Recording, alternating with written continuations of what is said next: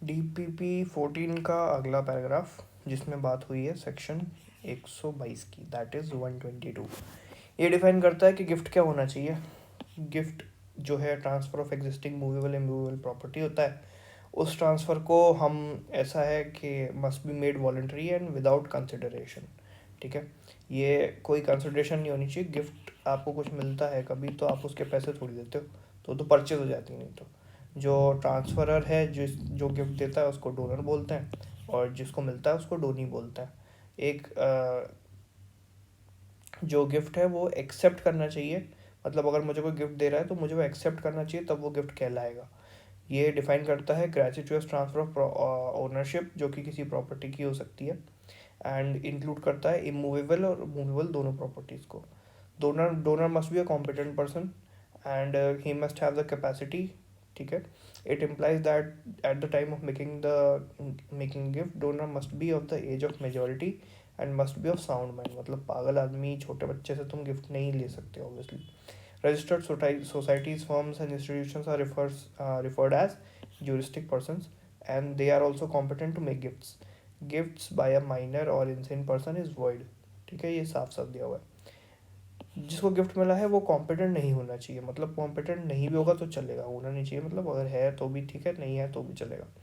वो कोई भी पर्सन हो सकता है जो कि गिफ्ट देते लेते टाइम एग्जिस्ट करता था।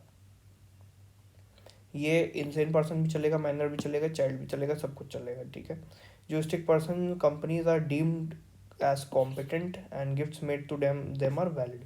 ठीक है, ये चीज़ तो यही चीज़ इसमें पूरी बोली गई है। इसमें transfer of property, transfer of ownership, existing property, transfer without consideration, voluntary transfer with free consent, acceptance of the gift, ये चीज़ इसमें दिया गया है। ठीक है, जो एसेंशियल्स हैं एक वैलिड गिफ्ट के होने के। सेक्शन 123 क्या बोलता है, ये डील करता है formalities necessary for the completion of the gift. ये तभी इन्फोर्सिबल होगा जब ये सारी फॉर्मेलिटीज़ पूरी होंगी। Two modes of effecting a gift dependent upon the nature of property.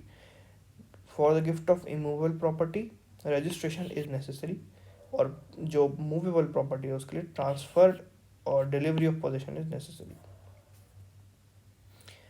अब क्वेश्चन नंबर 6 बोलता है, A the donor willingly transferred a property as a gift to B and B threatened to sue A in another property dispute.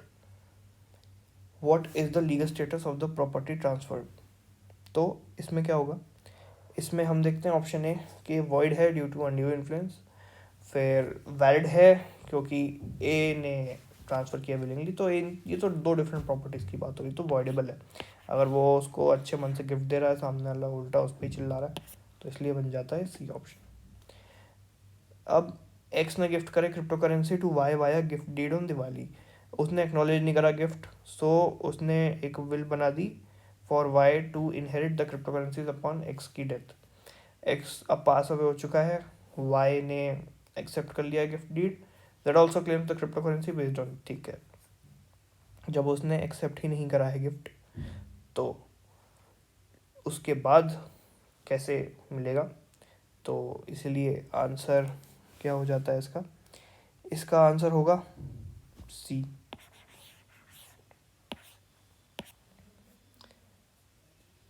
अब चलते हैं question number 8 पे।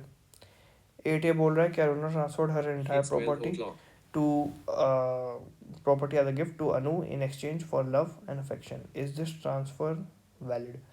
Transfer तो है क्योंकि एसेंशियल जो है वो रिक्वायर वो पूरे कर रहा है। ठीक है, तो इसीलिए इसका answer would be A. D मेरे हिसाब से आंसर है, एंड इसलिए ये भी होगा सही एंड ये भी होगा सही, तो D would be the correct answer.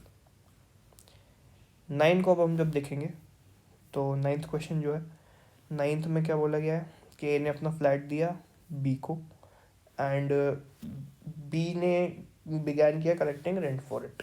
ठीक है, however he did not complete the registration process and tragically passed away।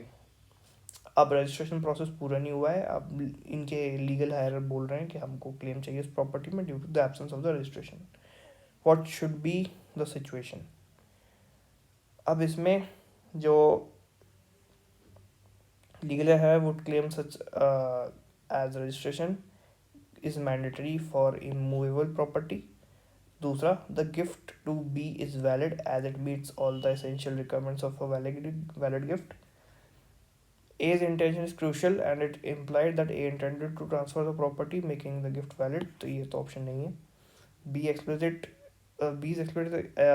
B's explicit acceptance to the gift precludes any right.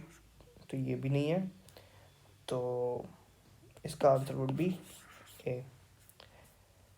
10. Shizuka the donor 17 साल की लड़की है। उसने एक इनहेरिट करी property 19 year के फ्रेंड से। तो 17 साल की तो वो तो माइनर है, तो ये तो यहीं से इनवैलिड हो जाएगा, क्योंकि वो जो है Nobita accept gift on her 18th birthday.